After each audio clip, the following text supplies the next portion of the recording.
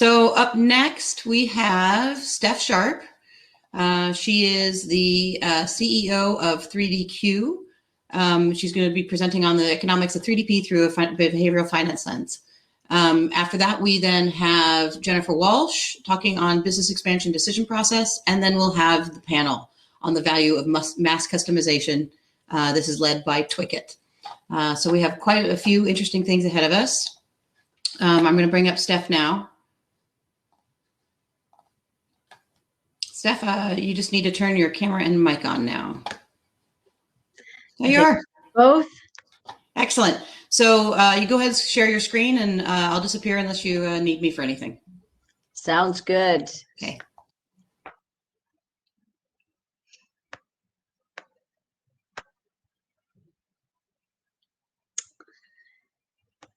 So so thanks everybody for being here today. My name is Steph Sharp. I'm CEO of 3DQ Systems, and we produce automation technology for 3D printers to make them into continuous printers, but without the belt. So using your own printer, we just upgrade with our kits. My background is finance and negotiations over 30 years. And I have a particular interest in behavioral finance. I find it really changes perspective on how we evaluate economic decisions. And I thought this might be an interesting topic for us to go through today. I've got a little framework that I've taught to literally thousands of entrepreneurs and leaders around the world over the last 20 years. And they find it very helpful. It's kind of been a hobby of mine that I've developed over time. So the purpose of this financial framework and of using behavioral finance is to help you make better financial decisions. That could be projections, it could be cost analysis, it could be buying decisions. There's all kinds of reasons that we use finance. So traditional finance assumes economic decisions are rational, made with all relevant data and skills to make logical choices free of emotion.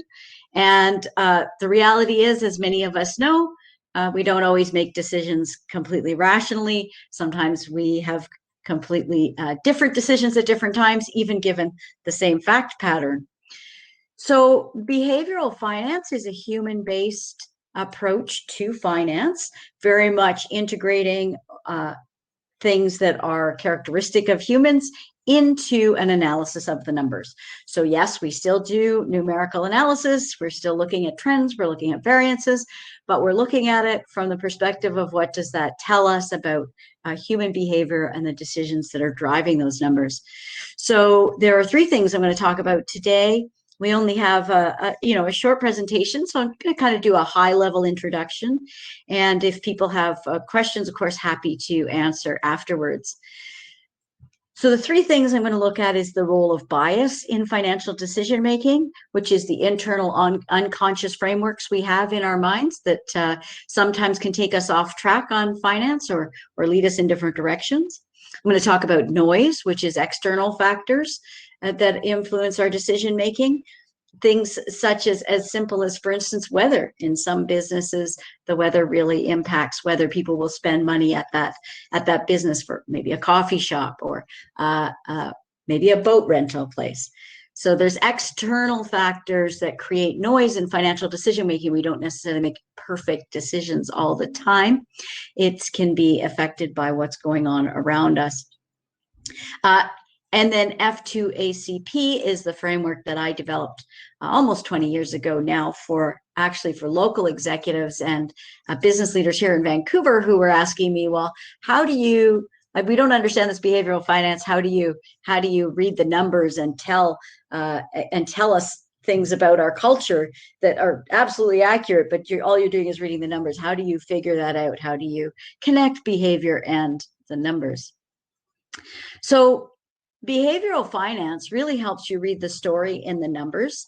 It shows the bias in decisions, in people making projections, communicating expectations when using financial data.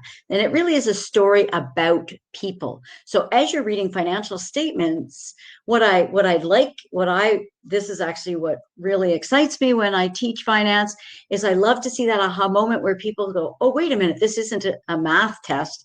This is about how my company is running. This is about how I interact with my customers. This tells me what people are thinking and deciding and doing. And financial statements, as I note in the little box to the side, it's not just about formal financial statements.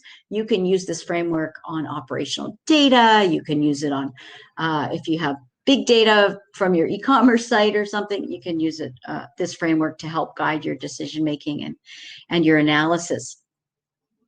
So one of the questions I get from a lot of my students is, can you really improve your financial results by focusing less on the numbers and more on people? And in fact, the answer is yes. There is a great deal of academic research that shows us that too much data actually interferes with our decision making. So if there's a sweet spot, there's a balance where if we spend less time, we actually get better results. If we spend too little time, we can be taken offside by our biases and by various external factors. So we're trying to reach that right balance. And as I say, today I'm going to show you the framework at work on a very high level decision. It's kind of a go, no go decision, just because we don't have time to really do a deep analysis. But the same principles apply at various levels of your analytical decision making. So where did traditional finance theory come from? This theory around rational thought actually is 2,400 years old. And interestingly, Socrates, who was Plato's mentor, advocated using both logic and emotion to make decisions. Plato, who published had a book called Republica, actually said, no, reason is the root of happiness. Reason leads to pure logic, and pure logic is what is truly good, and true good results in happiness. And so interestingly, the genesis of rational decision-making theory was born and carried throughout business and particularly finance throughout the millennia, and resulting in kind of an assumption that the best decisions, an unspoken one in many cases, but the best decisions are made in the rational brain and not in the emotional brain. Now, the fascinating thing over the last 20 years as I've been developing these frameworks and working with executives is that neurofinance has become a huge field of study. And I've been fortunate enough to take some certification in neurofinance and investigate it. And that is the study of how the brain makes financial decisions. And what we've discovered by literally scanning the brain as it's making economic decisions is that the brain makes decisions in the emotional brain, not in the rational brain. So what happens is that your data or input comes in, you either something that you read or something that you hear, it hits your brainstem, and literally in 1 to 3 milliseconds, it goes into your emotional brain. Your emotional brain creates a body sensation. It could be fear, it could be happiness, it could be whatever it is, and the body then sends that messaging back to the emotional brain, which synthesizes it and makes a decision, literally in 1 to 3 milliseconds.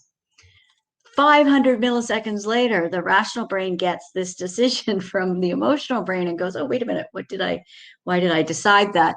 And there's a lot of experts who now believe the function of the rational brain in many, many cases is simply to rationalize what the emotional brain has already decided.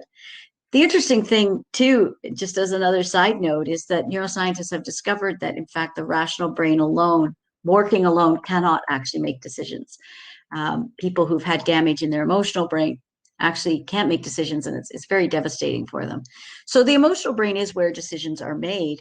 And Daniel Kahneman is really the founder of the science of behavioral finance. And over the years, he has used his research, he's done extensive research, and a little bit tongue-in-cheek, but also not is famous for saying the mind is a machine for jumping to conclusions. That truly, as he studied, he comes from a psychology background, by the way, even though he won the Nobel Prize for economics. Well, his work with Amos Tversky, he found that bias and noise make people very unreliable decision makers. And that's been proven out not only by behavioral finance research in the 50 years since he and Tversky started doing the studies, but also by people in neuroscience as they watch those decisions going through the brains. In fact, today, the working theory amongst most kind of neuroscientists is the brain is not so much a memory storage mechanism as a prediction machine, that the purpose of the brain is to predict what is going to happen as a way of protecting, of course, ourselves, predicting, whether a situation is going to be dangerous, whether something is going to lead to food or water, is the rudimentary kind of roots of that prediction machine. But of course, we use it for much more sophisticated applications in business today. And to maximize efficiencies, the brain uses heuristics or frameworks that allow the brain to skip a lot of analysis in its decision-making process. And that really saves energy that is in very short supply in the brain. So let's just go quickly through the process of kind of recognizing some types of bias. There are over 100 types of bias being studied in universities today. And three of the most common that appear that in conversations I have with 3D printing, around 3D printing, I believe companies cost them millions of dollars in lost sales and the opportunity to lower their costs. And those three biases are availability, anchoring, and optimism. The availability bias really is around what is the information available to the decision maker? What can they retrieve fastest? So it's not all of the information, it's what comes to mind most quickly. So quite often I will have conversations with people who, for instance, are in traditional manufacturing. They have maybe looked at 3D printing a few years ago, and they say, oh, it's too low quality. Because of course, first of all, their information's not up to date. But secondly, when they think of 3D printing, unfortunately, the first thing that comes to mind is some crappy part that they saw, maybe the first part they ever saw 3D printed or one they saw a few years ago. And so that's their immediate response. And so that's the availability bias coming to play. Another thing is, well, 3D printing is too slow ever to be a mass production technology. Now that's an interesting anchoring around a time, a unit of time. Anchoring can be around a price. It can be around, really what anchoring is that you're given a piece of data and then all the rest of your discussion or decision is around that data. So the concept, and I've had lots of manufacturers tell me this, well, it takes a minute to, I can produce thousands of parts in minutes in injection molding, and 3D printing takes, half an hour or 2 hours to print a part. The interesting thing with that bias, and the reason it's a bias, is it skips over the 6 months to a year it takes to develop the mold that can allow you to print thousands of parts a minute. And so it's discounting huge portions of the analysis. Whereas the 3D printing, I can, in 2 days, I can start printing hundreds of parts a day, resulting in thousands a week, resulting in the 30 or 40 or 50,000 that I would get over the year. But now I've delivered those a year ahead of, for instance, if the mold was going to take me a year to get to. So that's an interesting, and I'm sure many of you in 3D printing have come across these same things. That's an anchoring bias. Another example of bias that's very common is optimism. We are very optimistic about our performance, and I'm sure many of you are familiar with this when you've done project plans that have run over budget or taken much longer than you expected. Optimism bias is endemic across the human race.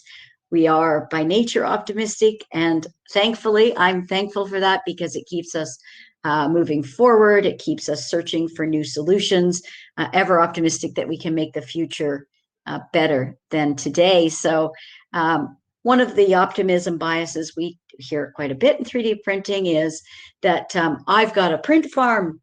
You're going to hear my business case around a fellow who's got 30 printers, and he says, "Oh, we run 24/7," and he intends to run 24/7. He designs his print batches to in such a way that his operators are on site to keep the printers going. And but when you actually break down the analysis, you find out, well, the operators don't quite get to the printer on time, so it sits idle for a while. Or it's not really 24/7 because they're only on shift for 5 days a week. Or, well, it actually goes 16 hours a day, not 24 hours a day, but it's kind of the most they can get with people on shift 5 days a week on a 40-hour week. So it's interesting, the optimism bias, because you can get it when you're doing your cost analysis and you're looking at things like throughput and cost of labor and the true cost of keeping your machines going, and the cost of, for instance, the cost associated with adding more printers when you already have a bunch of idle capacity. That results in a very different view of the situation than if you go, oh, well, we're kind of running 24/7 because we're setting things up to run as close to 24/7 as we can. And I know that those of you, particularly in larger businesses, will have run across this budgeting exercise where you will have situations where, as I say, you've put together a project plan and you've kind of made a bunch of assumptions in terms of how things are going to go. And then the plan itself doesn't kind of work out. Often that's a sign there's an optimism bias at work. So just as a little test, and you can, as I said, I'm going to take you through a case study that's sort of a high level go, no go, but just to show you the kind of testing that can come out of looking at things like bias, being aware of optimism bias. One of the things we wanted to do is say, how long would it take us to run, if we were running 9 printers, to hit 1,000 print hours? And how much operator time would be involved, replacing filament, clearing nozzles. In other words, what would the downtime be? And in our 1,000, we did achieve 1,000 print hours in less than 5 days. We used 9 printers to get to our 1,000 hours. We had no defects in that time, and we had 99.7% uptime of our printers. So that for us was great because it actually beat our expectations. As optimistic as we were about the automation, it actually beat our expectations, but also told us a lot about the numbers that we could use when talking to our customers and our clients about how automation can impact their business. I've included some little factoids for you on various slides. I find this one really interesting. They've done studies where they say, well, we're going to flip a coin and you can win $200 if you get heads, and you'll lose $100 if you get tails. Do you want to flip the coin? And they've actually scanned the brain, and they find there's 3 times as much activity in the pain centers thinking about losing the $100 than there is any kind of experience of joy thinking about winning the $200. So people will tend to go, no, I'm not going to risk the $100. So just kind of an interesting scenario that our brain is actually physically has built-in biases in it. So that's the internal environment. The other thing we need to look at is the external. We need to look at how do we eliminate noise? And that's where this framework comes in so handy. So it's called F2ACP, focus frame. So focus is the number one thing. You have to define what the problem is you're trying to address. And it's the most common thing people forget in their financial analysis. And then the rest is frame, assess, connect, progress. So the frame is identifying all the relevant components to do with your decision making. The assess is looking at the actual numbers, doing the analytics, comparisons, trends, variance, even looking at absolute numbers, percentages, all that type of thing. And then connecting people with the data. So bringing in the elements of behavioral. Are there biases? Are there Are there external factors that are causing noise? And the idea, of course, is to progress, make a decision, take an action, ask a question. There's something coming out. So we don't get involved. We don't want to get stuck in analysis paralysis with this framework. So I said I would tell you a little kind of scenario about a client. They have a very interesting strategy. So I'm not identifying the actual client, but they have 30 Ender 3 printers in their print farm. They're doing extremely well. They're adding new printers all the time. Actually, they could be up to 40 by now. They're working a full tilt, keeping this print farm going. Sometimes their guys even have to go in on weekends or middle of the night to kind of get stuff done to just to keep up with their orders.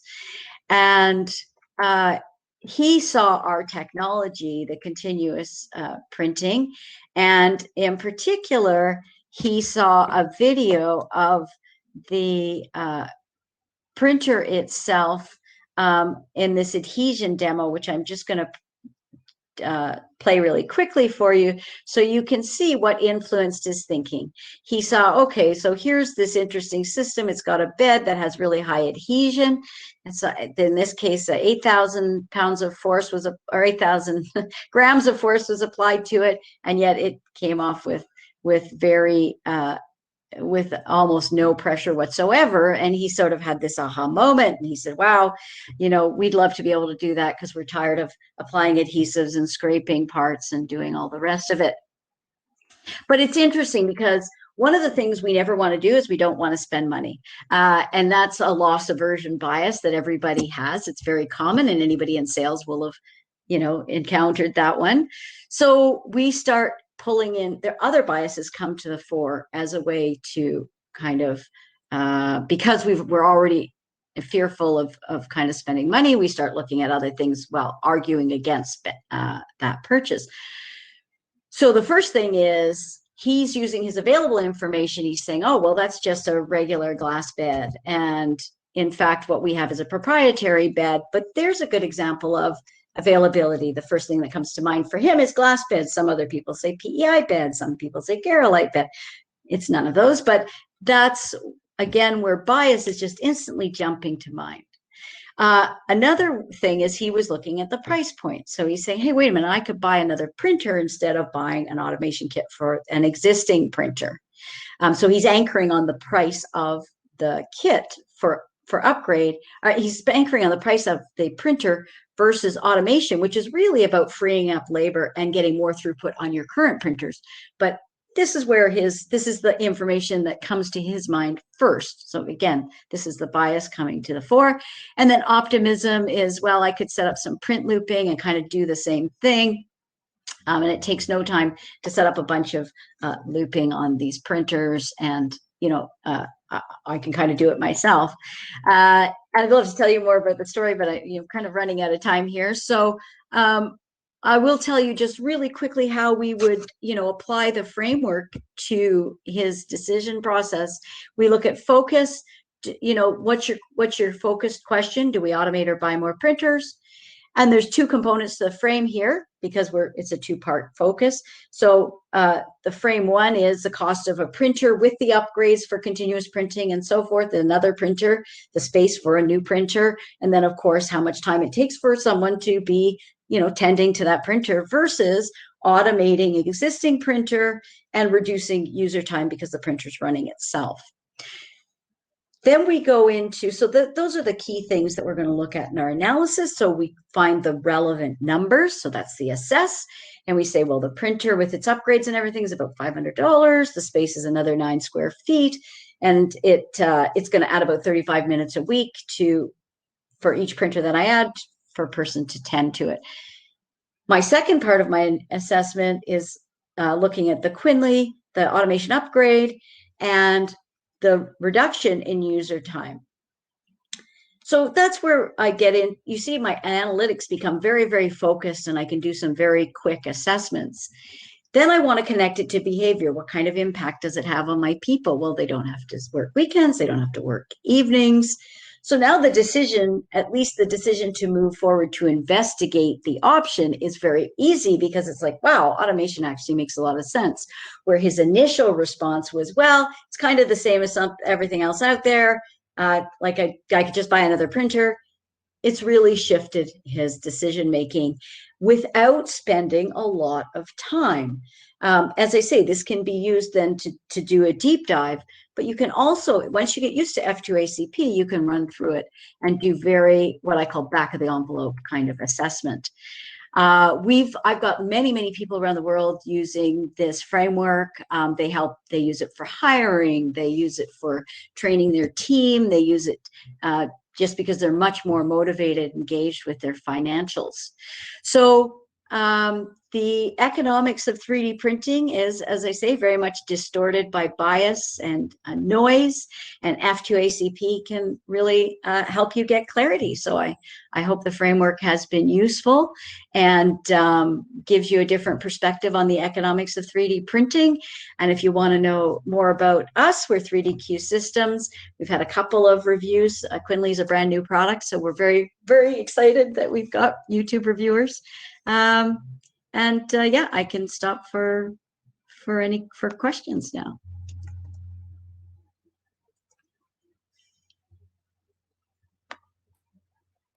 Great. Well, thanks, Steph. Do we have any questions?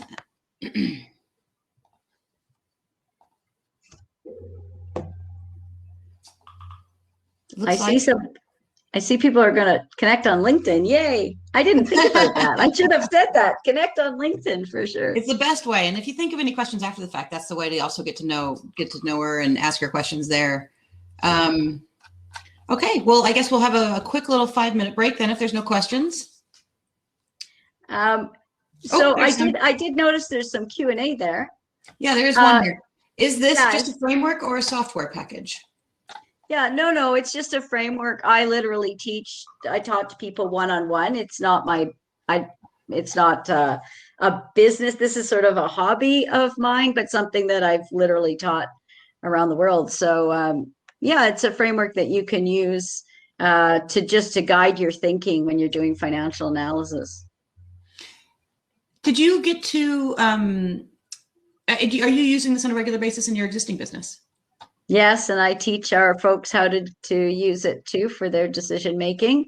The key thing, probably the most valuable part for most people is the focus, is having the right question in the first place. Because a lot of people, when they're making financial decisions, again, that bias and that noise can take you off in a bunch of different directions. And so being able to define that question, what is really going to make the difference? What is material? What's important in this decision? That's probably the most important piece of it.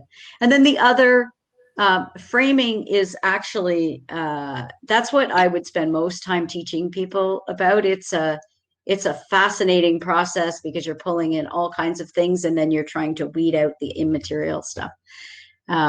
Assessment's pretty standard. It's math. And then behavioral finance, of course, you can tell I'm very excited about it. The stuff that's all the research coming out on neurofinance and stuff is pretty cool. So, I can't hear you. You're right. I think it's fascinating. It's a great way to look at things. It's, I think it's a fresh way of looking at finance. Yeah, I always like talking about it. So I actually think we might be doing a session for women in 3D printing, actually applying it to actual financial statements, maybe in March or so.